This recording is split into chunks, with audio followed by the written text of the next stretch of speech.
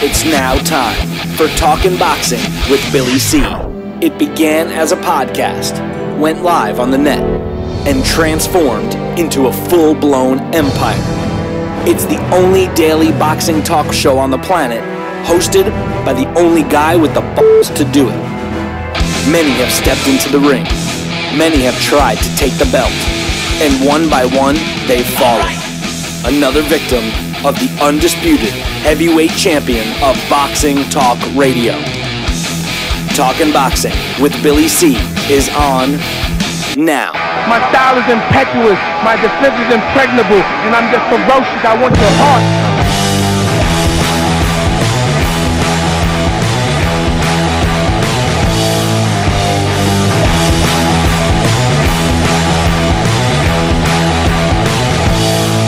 And we're coming to you live from the Billy C Studios in Lake George, New York. I'm Bill Calagione. It's time for the Billy C Show.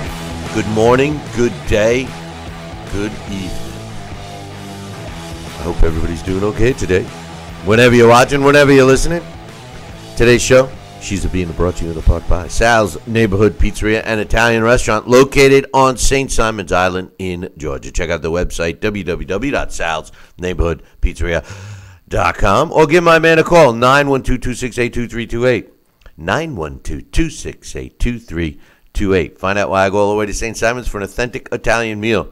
Tell you the truth, I wish I could hop in the car and go right now. I'm jonesing for some of his chicken marsala with the spinach on the side. I love. I shouldn't even be thinking now. Now I'm going to be and a cannoli for dessert, of course. But today's show is also being brought to us in part by the Holiday Inn and all their properties. If you got to travel someplace, make sure you rest your head at a Holiday Inn. I personally like the Holiday Inn Resorts and, of course, the Holiday Inn Express. Now, I'll give you a better reason to stay at a Holiday Inn when you travel.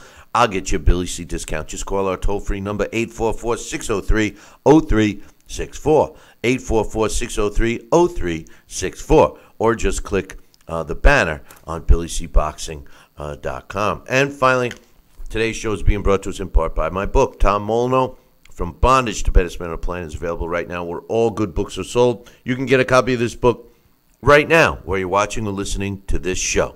Just visit BarnesandNoble.com or Amazon.com.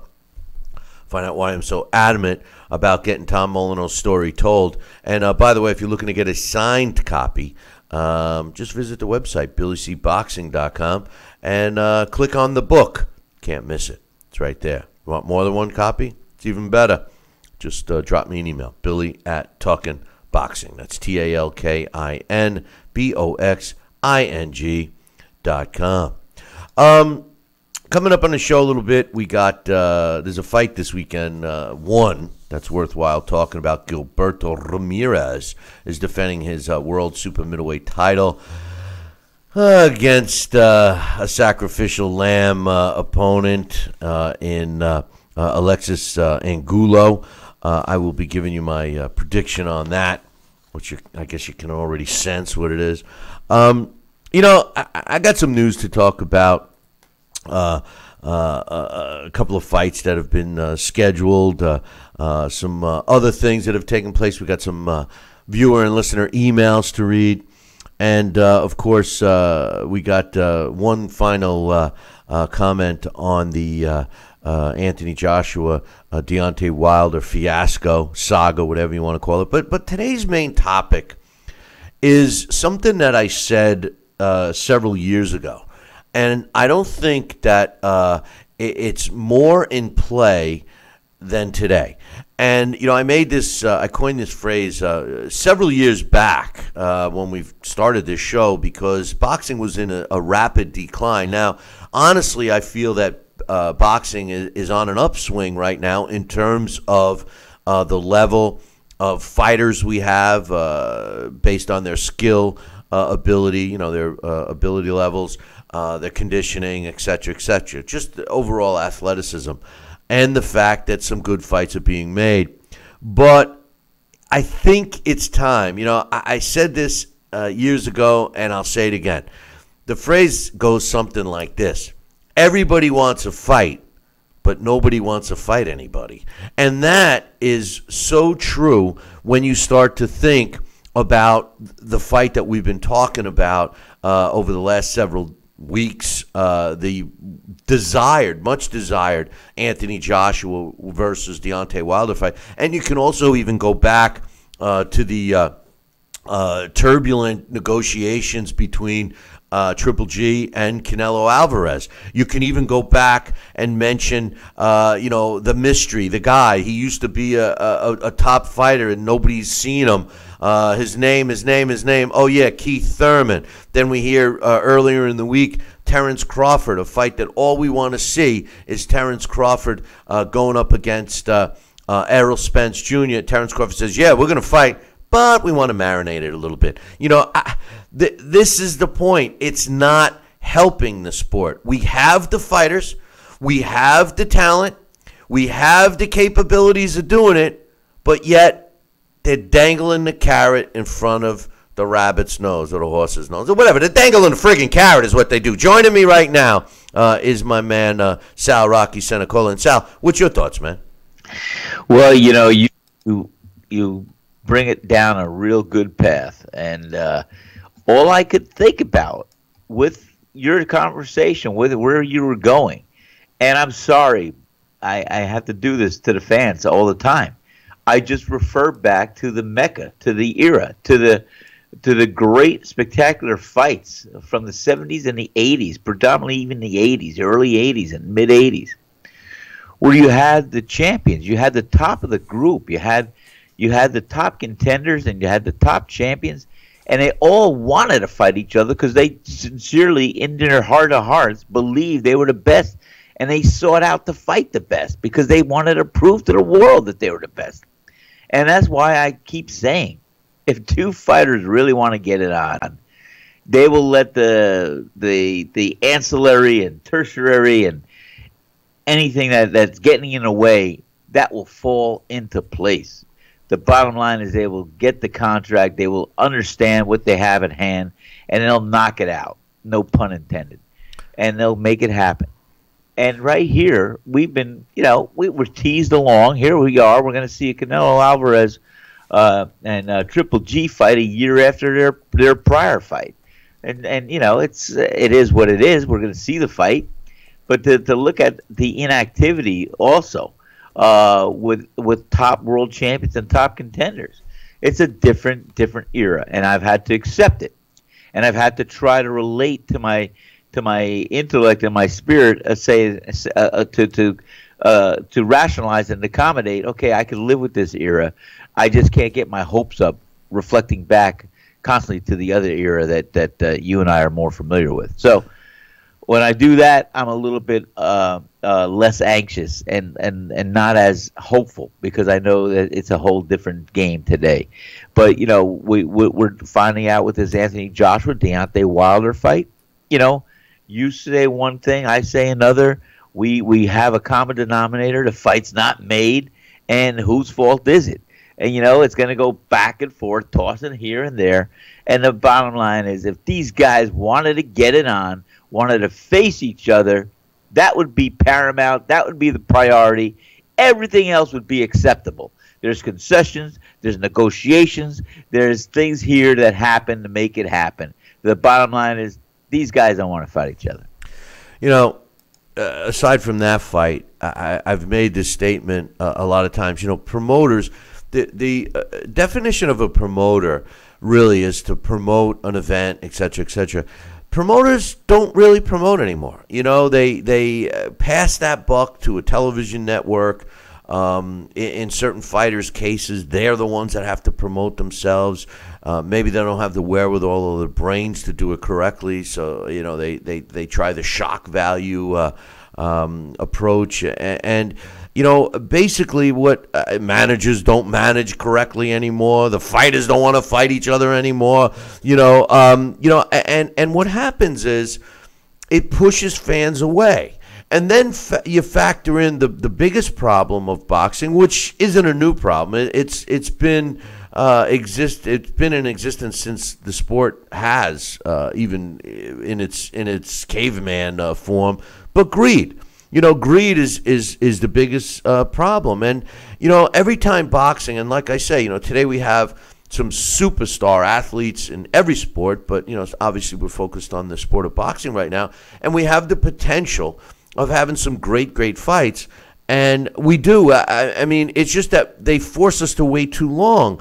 This whole theory of marinating a fight, I was really disappointed in Terrence Crawford, a guy that I personally think is tied with the number one pound for pound spot in the sport today with Vasily Lomachenko.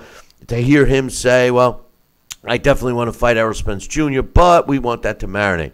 Then it was kind of depressing to hear Errol Spence say, I want all the fights. Oh, by the way, I don't want a promoter. And, on one hand, I pat him on the back, but then on the other hand, I was given examples yesterday of why the business of boxing, it kind of requires a promoter, because in order to negotiate the best deals, you got to have some juice. And the promoter that has multiple fighters that he can entice a television network or a streaming service by today's standards with other potential fights, that is the juice. Regardless of the talent level of one fighter, and regardless of the fact that he's putting more of the money he's making in his pocket, he could cut a better deal with a promoter and be even more valuable. Between that, the fans are naive. Honestly, the fans are naive. Before we went on air, we were talking about we were talking about the dreaded the political landscape, but very similar to the political landscape, at least here in this country, the fans are just as divided in the sport of boxing as they are politically. And, what happens is the sport suffers. I think that fans need to know about the sport, not just what's going on. The late, great Johnny Boz, a close friend of mine, a guy that a lot of people knew in the sport, was a manager, all that matchmaker. Stuff. Matchmaker, manager, and a guy larger than life. Florida boxing. Big guy. Yeah, he was a huge guy. Florida Boxing Hall of Famer. One time he and I were talking. As a matter of fact, he used to have a segment on this show before he passed away. One time we called it the land of Boz, I think. That's great. You know what? I should whip out. I should get some of the. I have so much archived stuff, Sal. I mean, really. Anyway, Johnny told me one time that he felt Facebook was the best thing to happen in the sport of boxing since they invented gloves. And he loved the fact that, that level of social media gave the ability to matchmakers, managers, fighters, promoters to communicate on an immediate way.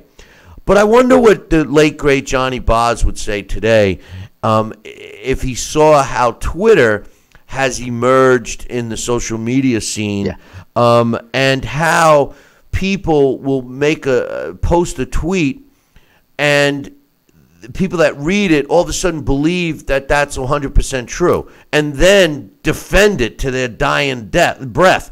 I think that that's some of the problem, Sal, that people read a tweet and they believe it as news. It was the same thing we were saying the other day. We could get a bit of news in the world today, and depending upon the network you watch, you'll get a different spin. So is it really news? That's the question. What's your thoughts on the Twitter situation?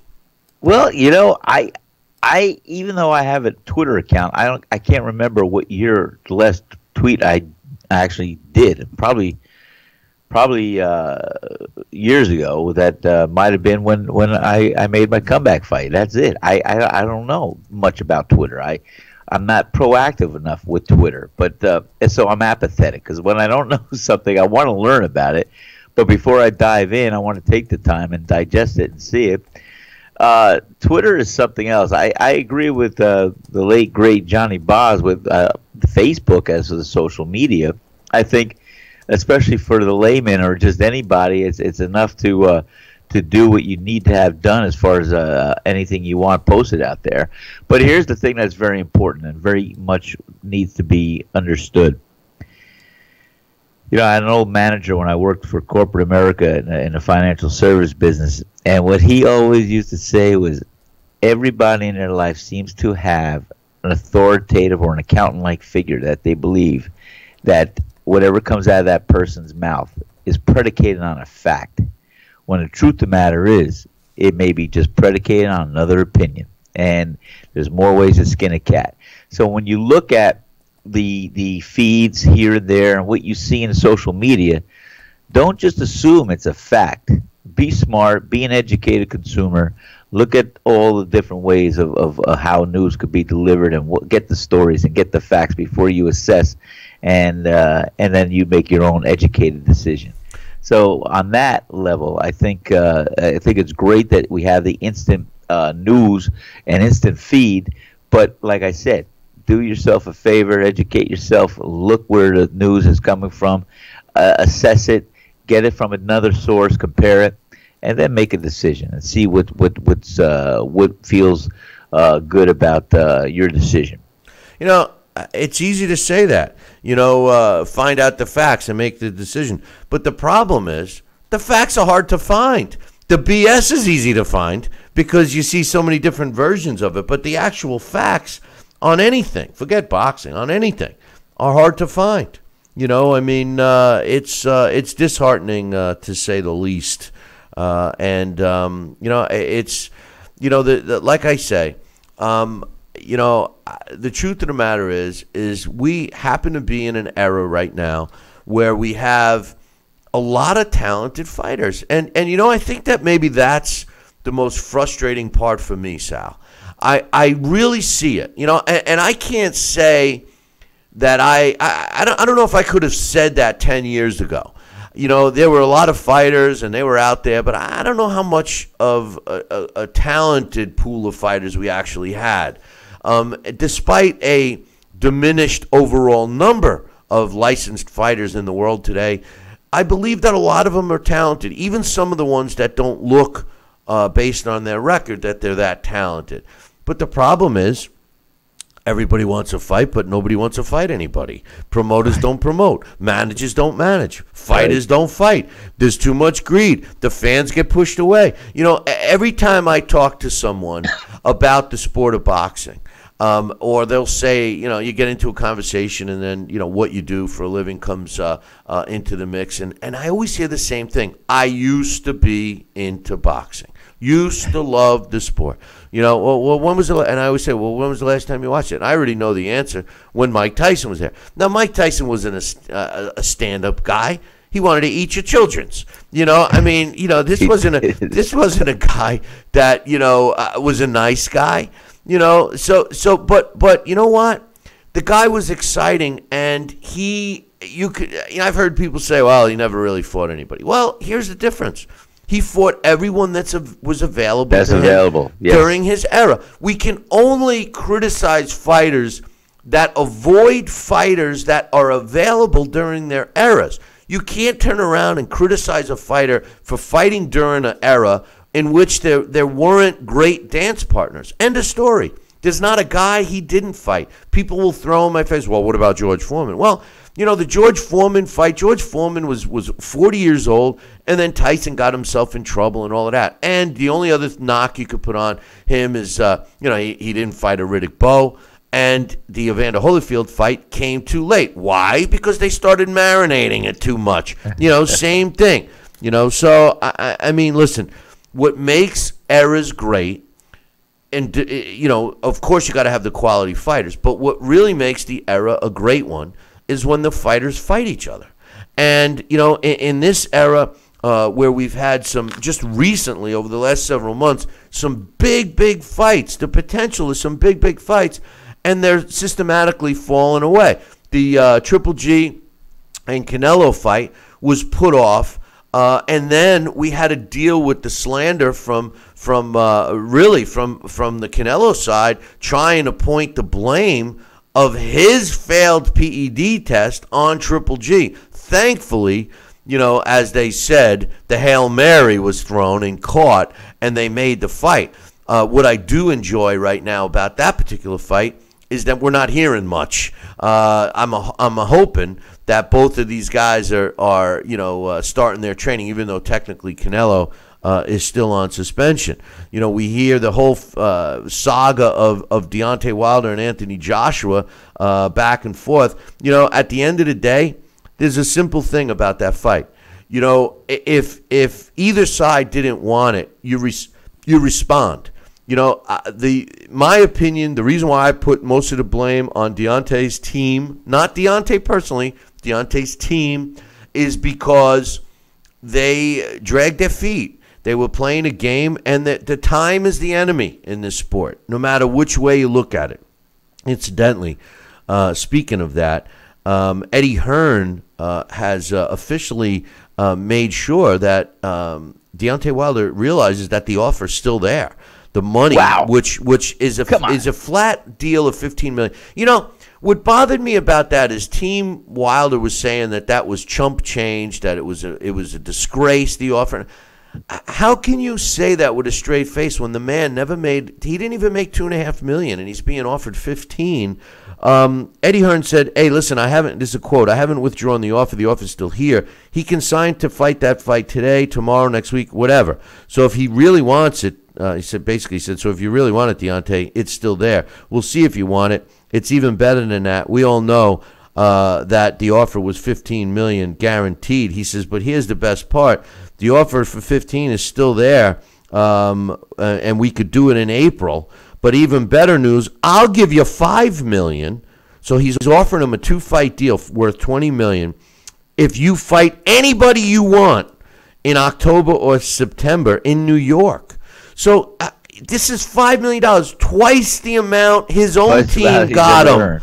Twice his own team got him. And people are going to sit there and say that it's his fault. So I'm sorry, man. I don't mean to pick sides, but I clearly put most of the blame on that one to Deontay Wilder.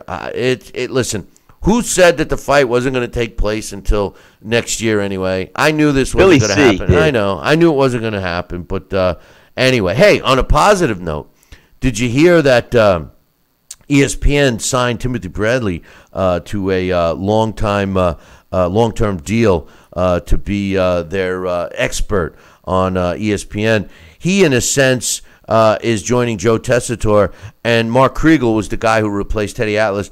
I still feel that broadcast team would be 10 times better with Joe Tessitore, Teddy Atlas, and Timothy Bradley. This Mark Kriegel guy, in my opinion, Sal, doesn't fit in. No, well, maybe they're listening because you just mentioned yesterday.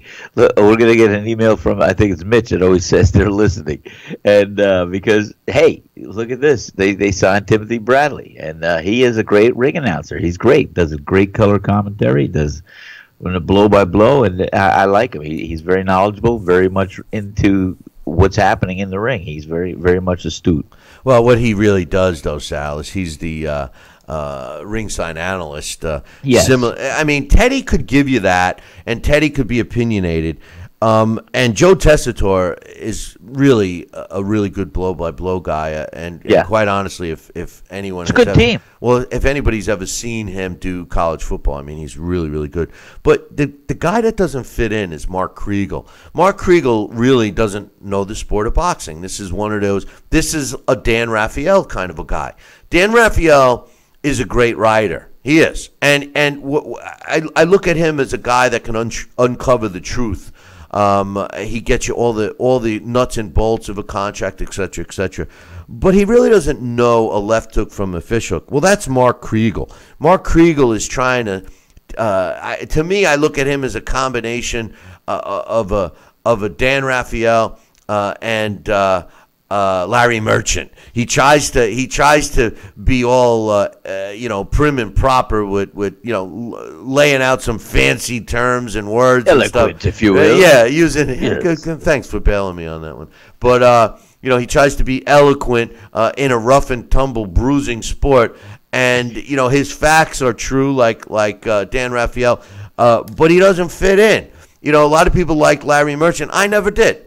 I thought that he didn't fit in. You I can't. didn't like him because he always had a canned assessment and speech, no matter what the outcome. Okay, I could assess that and see that him being it, but every time he went on some elaborate dissection of why the fighter won and what happens, what's going to happen now, it was like it was too canned, it was too rehearsed, it was too much ready for either one to go see. Like, in other words, it wasn't innate, it wasn't coming from him. It was already, he knew what he was going to say already. Yeah, well, that's my problem, and that's my problem with Mark Kriegel. Larry Merchant knew the sport. He did. The difference between him and Mark Kriegel, Larry Merchant knows the sport. This was a guy people don't realize, but he was involved in the early days of the sport as a beat writer, ringside reporter, et cetera, et cetera. The guy knows the sport, and he just tried to help us, boxing people be a little more eloquent, as Sal would say.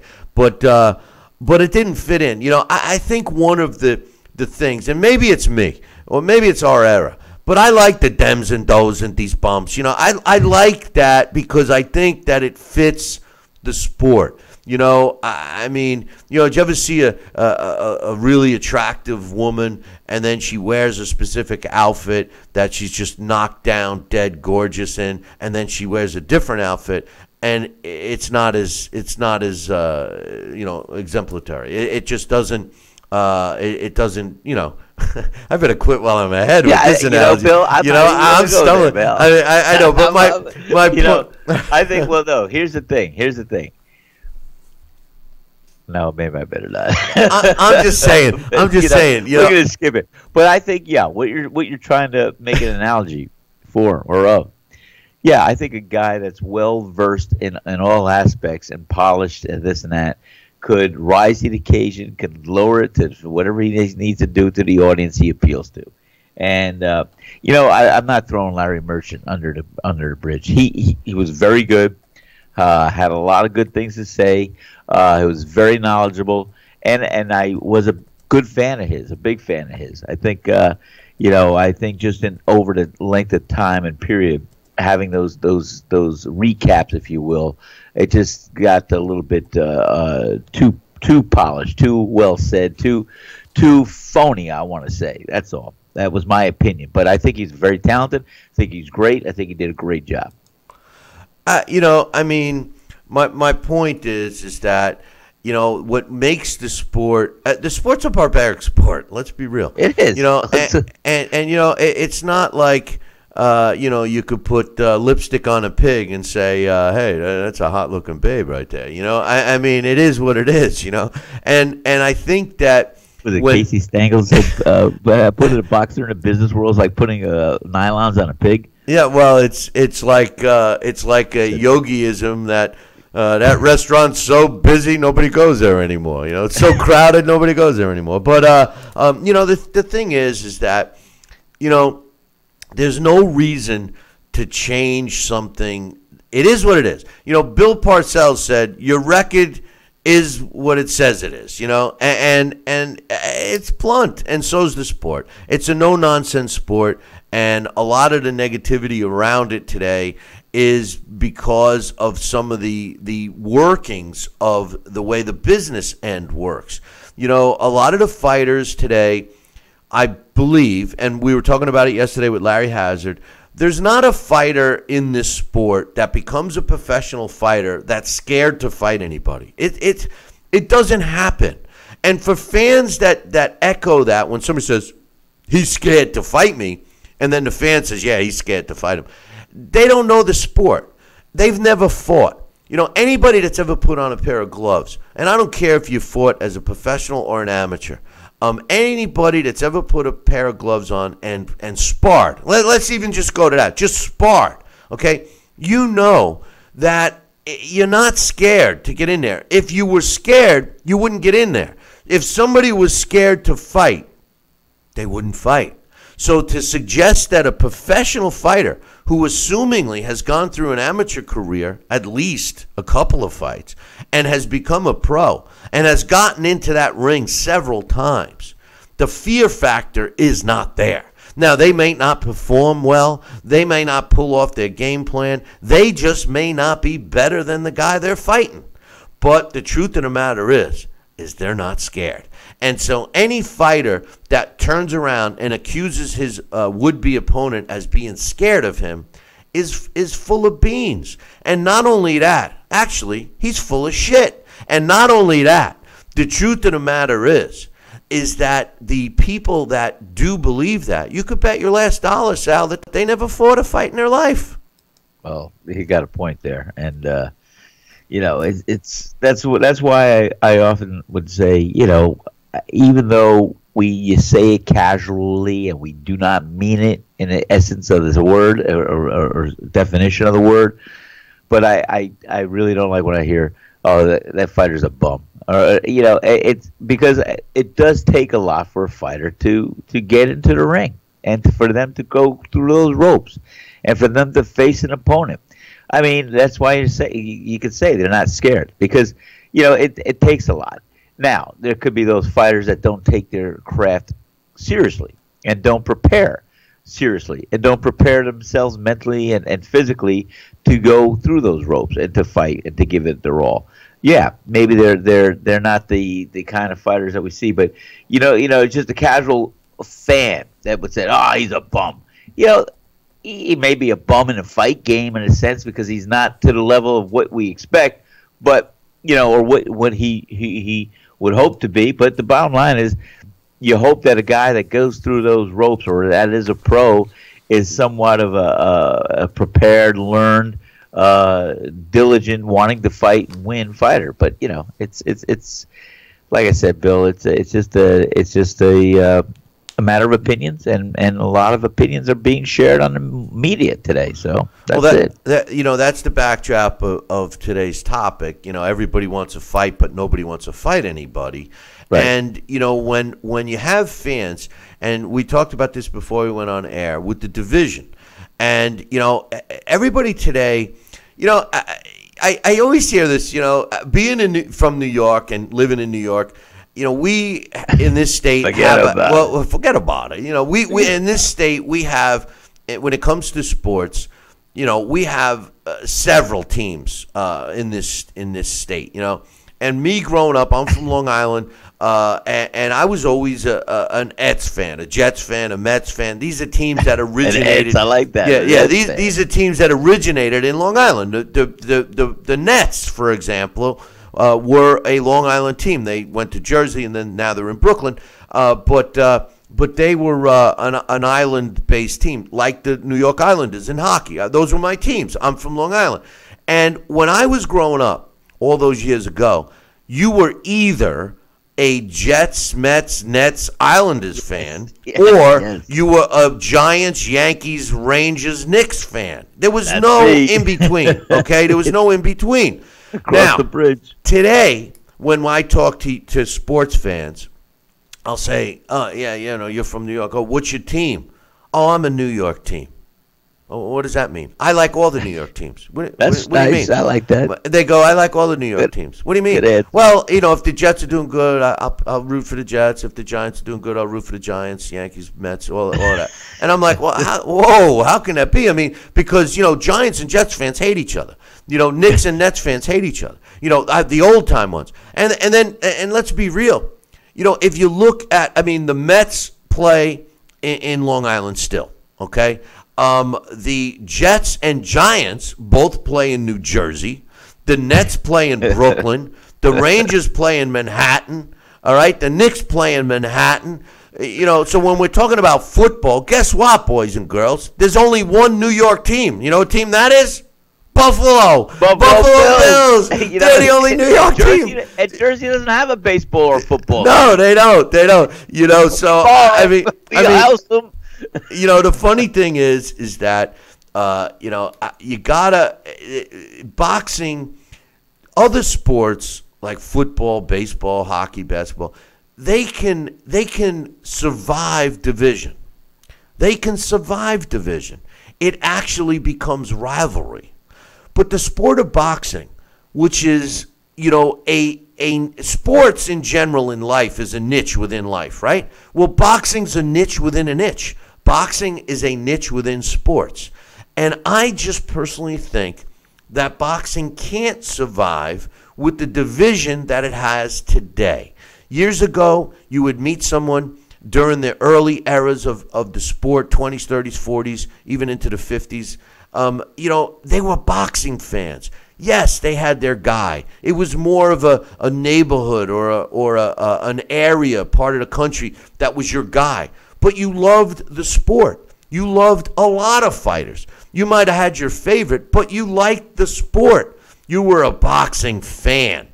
You weren't specifically a XYZ guy fan. You were a boxing fan. Yeah, my favorite so-and-so, but I'm a boxing fan. Today, we have division, Sal. Today, we have, I'm a so-and-so fan, and I hate the other guy. I'm a so-and-so fan, and he's garbage. He's a fraud. He's this. He's that. We don't have the unity in this sport in which we need. And it falls back to what I'm saying. Everybody wants to fight, but nobody wants to fight anybody. Wow, that's heavy. Heavy. You everything. I like it. I like those coined phrases, Billy C. You got to write those down. Yeah, I do. And I'll tell you what. The last time I had to survive division was in third grade math. But hey, you know what? I agree with me. I agree with me too. Right here, there's the Billy C. phrase. I agree with me. That's funny. Hey, listen, we're going to let's just hold that thought. We're going to take a short break, which we actually are only going to take one today, and it's coming up right now. I want to remind everybody, and I'm going to remind you again, that today, we're not doing a live show tomorrow, so we want you to drive the show today.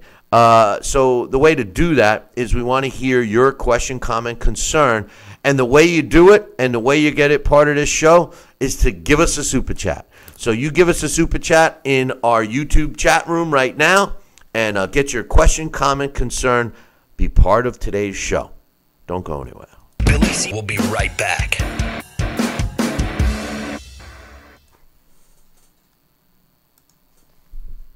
Have osteoarthritis in one or both knees? If you have osteoarthritis in one or both knees, are you on Medicare, Obamacare, or other health insurance? If you answered yes, you may be eligible for a prescription strength solution for osteoarthritis of the knees, covered by Medicare at little to absolutely no cost to you. We also offer a prescription strength topical pain relief ointment that can be used for pain experienced on other areas of your body. Our experienced staff will work with your doctor and handle all of your Medicare or insurance paperwork. Best of all, your prescription is shipped directly to your home for free. Will you qualify for a prescription strength solution for osteoarthritis of the knee or for a topical pain relief ointment covered by Medicare or private insurance at little or no cost to you? Find out for free by calling the Back and Knee Pain Center at 1-800-604-1072. That's 1-800-604-1072, 1-800-604-1072. Medical alarms for people who fall or have medical emergencies. You never think you'll need one until you do. Hi, I'm Lonnie Anderson for Advantage Alert. Today, our advanced systems locate and protect people inside and outside their homes, plus when they're on the road, allowing users with the press of a button to speak with an operator who can summon help. And even after 30 years, Advantage Alert's products remain amazingly affordable. Call 800-985-1705. Addiction is an epidemic in America. If you or someone you love is struggling with addiction, you need to call the R360 Network now. I'm Ken Seeley, author, addiction recovery specialist, and former addict. R360 is a nationwide network of addiction recovery specialists that I personally selected and recommend. The call is free, the consultation is free. If you have private insurance, your treatment could be covered with no out-of-pocket cost. Call 800-705-0023. Are you currently on Medicare? In other words, do you carry the red, white, and blue Medicare card? If so, are you suffering from chronic back pain? If you answered yes, you may be eligible for a pain-relieving back brace covered by Medicare at little to no cost, shipped directly to your home for free. These medical-grade back braces are ideal for lower back pain, arthritis, spinal disorders, and other chronic back problems. Will you qualify for a medical-grade back brace? Call Back Brace America at 1-800-290-8300.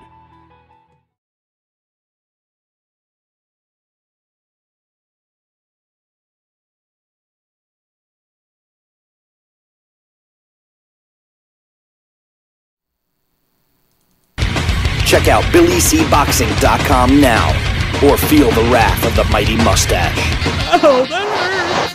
Why are you doing that to my face? I hate you! That's BillyCBoxing.com. Consider this your warning. Now back to Billy C. Interact with the show at BillyCBoxing.com.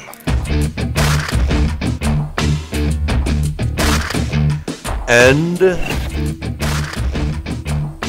we're back. You're watching and listening to the Talking Boxing with Billy C show. Glad you could be with us. And today is Super Chat Thursday, which means we want your thoughts, comments, questions, concerns, whatever, shout outs. I don't care. Just give us a Super Chat and we'll make you part of today's show. It's our way of trying to help keep this show going, and you guys could do that. Today's main topic, everybody wants a fight, but nobody wants to fight anybody, is kind of fallen into place with what's been transpiring these last couple of days, Sal. I mean, everybody's pointing fingers. It's my fault. It's your fault. It's my fault. It's your fault. It's my fault. And who gets screwed? The fan. The fan gets screwed. They're the ones that don't get the fight that we demand. We as the fans get fleeced by this sport every step of the way, and it's pretty disheartening.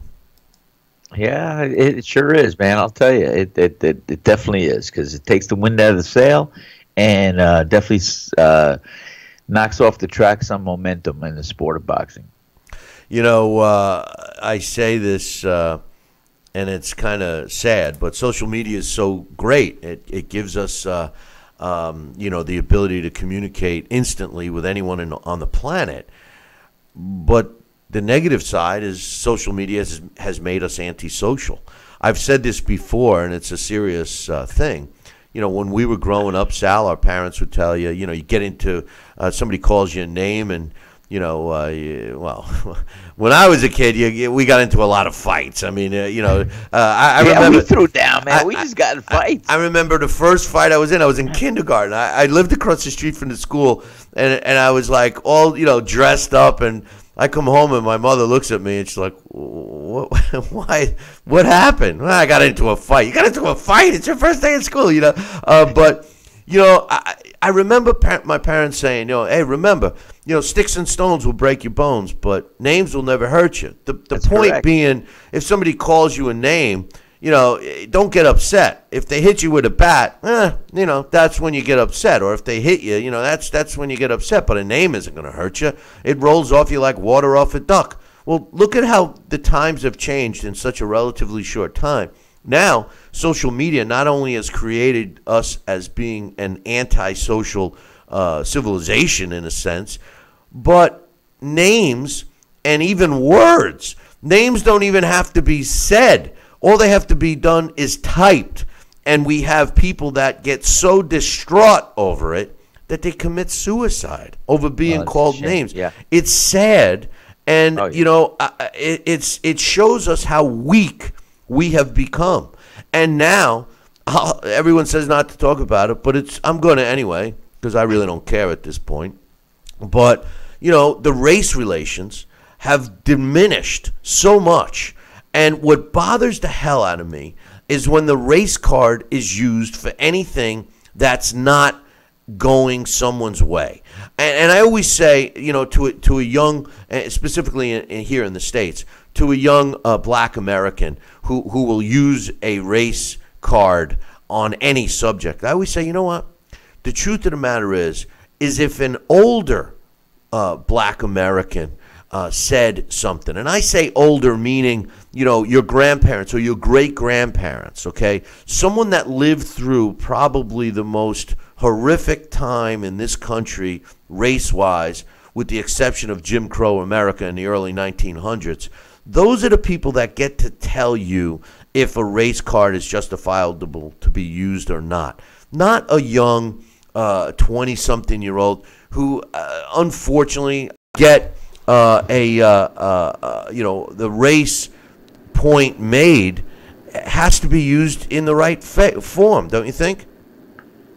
Yeah, I think that, debating a race card or whatever you want to do and call it, and it's got to be looked at very objectively, very much, no pun intended, but a black and white issue, and it's got to be dissected and looked at and analyzed. And there should be no race card. There should be equality across the board, and it should be something that people are going to be proud of, and then to be one to not have to call back on that. And there should never be a race card issue. Yeah, and it's disheartening that they get used. It gets used too much. But on the other hand, I also believe that when it's appropriate, you should definitely use it. But oh yeah. I mean, that's what I'm saying. There are times and issues that you can't deny, and it's why we live in a society that sometimes is divided. But the bottom line is we are all one people, and it should not be used at all. I always tell this story, and you said it. We were talking after air, after we were on air yesterday. You said to me, because we were talking about this and how disheartening it was, and you said, well, hey, we all bleed the same color of blood. And I was like, we all bleed the same red, man. And that, boys and girls, is why I wrote the book about Tom Molineux. Sure. I'm going to tell you the story. So anybody that doesn't have a copy of this book should buy it now. And I'm not being an idiot here promoting the book, but let me tell you why I wrote the book. I got a hold of this series called Boxania, and it was written by a guy named Pierce Egan. Pierce Egan is considered the first sports writer in the history of sports, and he covered the sport of boxing, because boxing in the late 1700s, early 1800s was really the only sport besides horse racing. And this guy chronicled the sport and the history of boxing, and he put out this set called Boxania. And I got my hands on a copy, and I was flipping through it, and it was a very hard read. But he went through and he was describing all these fighters and a little about them and their history and all this stuff. And I stumbled across the fight. And the fight that I'm referring to is Tom Cribb, who was considered the champion of England. Now, during this era, by the way, England was the main boxing mecca. They were still carrying the sport of boxing. They were. Although it was traced all the way back to Greek times, yes. The truth of the matter was, during this time, England was the king of the sport. And they had their champion called Tom Cribb, and he was the champion of England. As a matter of fact, they referred to him as the champion. I mean, even after he retired, he was considered the champion. And anyway, nobody could beat Thomas Cribb, and Tom Molineux was a slave, and Tom Molineux fought for his freedom, blah blah blah, and you got to read the book to get all the stats. But anyway, I stumbled across Pierce Egan's description of the fight,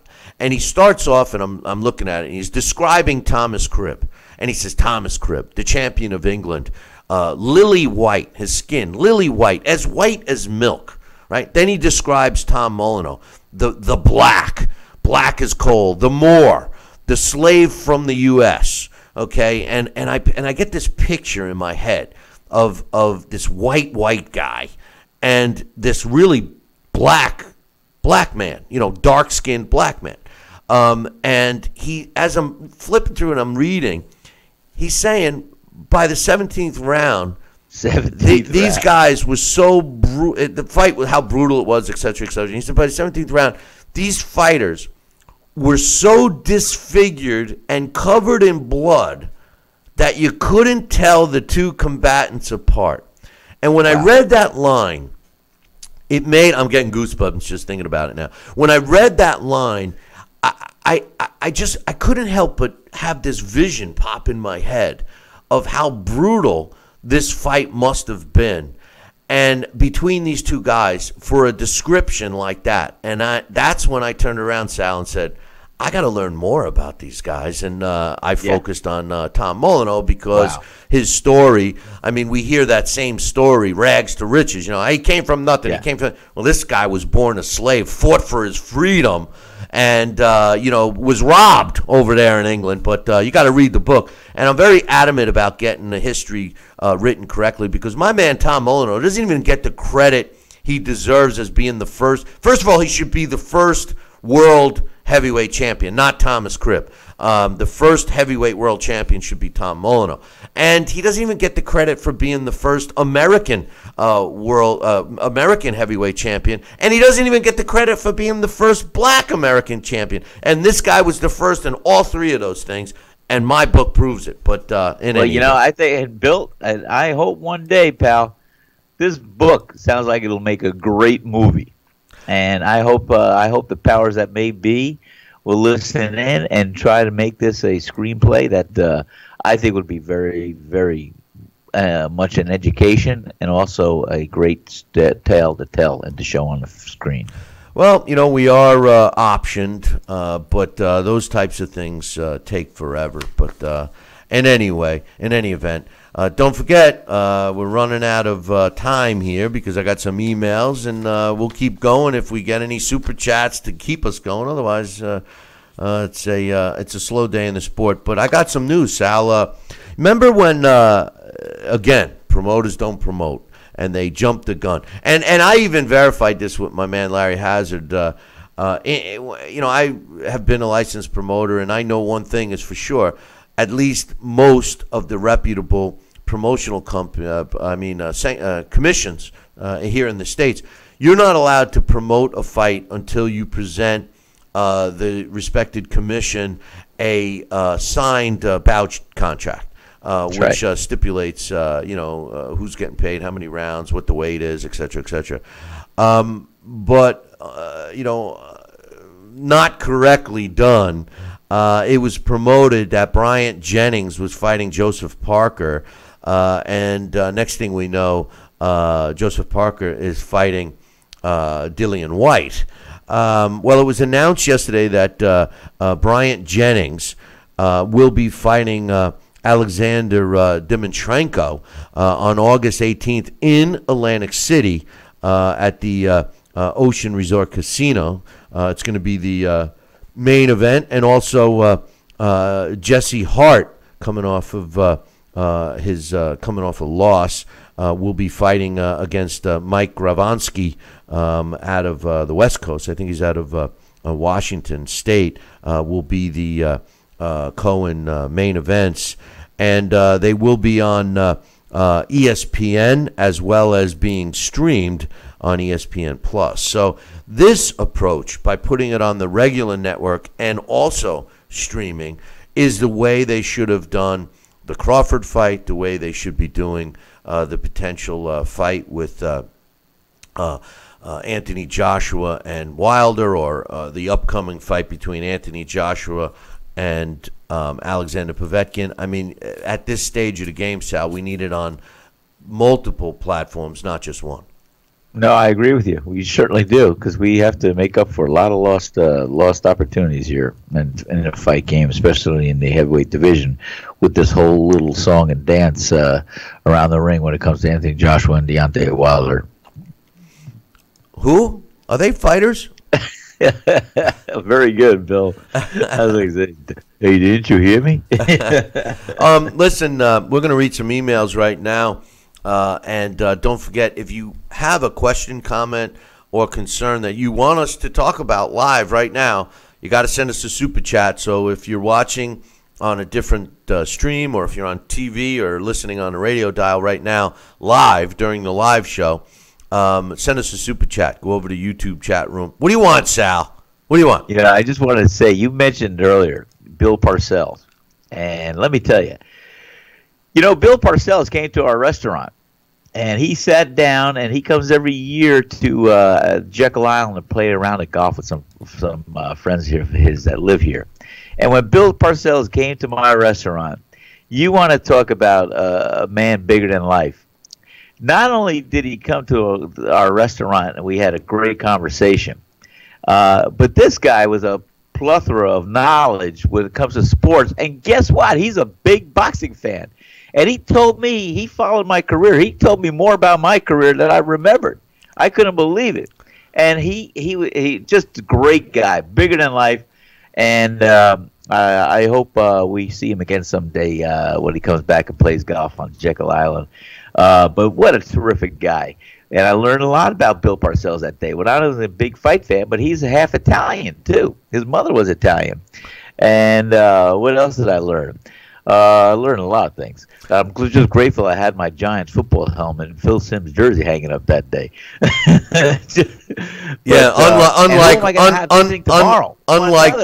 Unlike Pat Ryan when he came in. No, which I'm getting the Pat Ryan jersey and helmet in, and I'm going to do that because I need to have that hanging when Pat Ryan comes back in and tells me, you know that story. But anyway, Pat Ryan is welcome anytime with his beautiful family as well. But who's coming to visit me tomorrow? I can't believe it. I'm so excited. So excited. My childhood friend and 4-time Golden Glove champion, USA boxing champion, gold medalist in international bouts, fought everybody, fought the Soviet. But I talk about him and his family often. They come from a fighting family from Dumont, New Jersey. We started in the same gym together, Jerry Palmieri. And Jerry Palmieri is coming in with his lovely wife, Ellen. I was in their wedding about 100 years ago, it feels like. But and their picture hangs in my restaurant, too. Well, they're coming in for a visit, and I can't wait to see them. And ironically, Jerry Palmieri was the head strength training coach for the Giants. And also, I think at one time, the Jacksonville Jaguars. So I can't wait to see Jerry because we started. I can't tell you the things that we in the gym, young amateurs that we were coming up and fighting and everything else and sparring, and it was just great. So I can't wait to see Jerry Palmieri and his wife Ellen, the great couple. Hey, I forget what her name is, but she's one of those. She does one of those like lawyer judge shows, and she always asks the same question. Somebody will say something like, you just said, Bill Parcells told me more about my career than I know. And I'm going to say like she said, and I'm going to go, Sal, are you saying that Bill Parcells actually knows more about your career than you do? And I would say, get out of here, Sal. That's not true. Stop telling stories, man. But anyway, speaking of stories, let's I would like to. I've never met Bill Parcells, and I actually would like. Great guy, bigger than life, and let me tell you, he had a persona as far as being a no bull kind of open book of knowledge and a real down to earth guy. And the common denominator is loving life, and it shows from him. He's just a tremendous guy, and I was so appreciative. He said, haven't heard from Raheem. I know we haven't. How you doing, Raheem? We haven't heard from Raheem. But I just want to say Raheem is listen, I know me and Raheem don't agree on most. Thankfully, Raheem's father and I agree on a lot. But Raheem is a great example of a young boxing fan. Now, the thing I respect about Raheem.